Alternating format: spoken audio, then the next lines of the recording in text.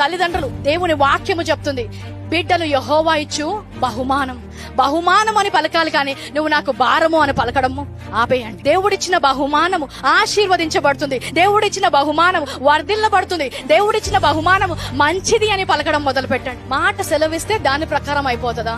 ఇది మనము రుజువు పరుచుకుందామని ఒక ప్రయోగం చేశారంట. గాజు పాత్రలు తీసుకొని వండిన అన్నం పాత్రల్లోకి కొంచెం కొంచెంగా వేశారంట. మొదటి దానికి ప్రేమ అని పెట్టారు, ఆఖరి దానికి ద్వేషం అని పెట్టారు. ప్రేమ అనున్న పాత్రకి రోజు వెళ్ళి ఆ శాస్త్రజ్ఞుడు గాజు పాత్రను చూసినప్పుడల్లా ఈ బియ్యం ఎంత బాగున్నాయి, ప్రేమ గల మాటలు పలికేవాడంట.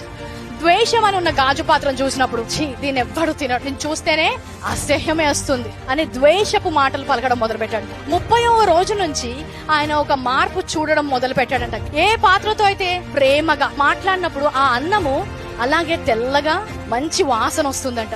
ఆఖరిగా ఏదైతే ద్వేషపు మాట్లాడాలో ఆ యొక్క అన్నము నల్లగా కులిపోయి బూజు పట్టడం మొదలైందంట. మాటలకున్న శక్తి కేవలము జీవుల మీదే కాదు, ఈ లోకంలో ఉన్న ప్రతి దాని మీద ఉంటుంది. అందుకే క్రీస్తు కొండలతో మాట్లాడాడు, తుఫాన్లతో మాట్లాడు, వాతావరణంతో మాట్లాడాడు. ఆయన మాట్లాడినప్పుడల్లా కూడా దాని ప్రకారం అది జరిగింది.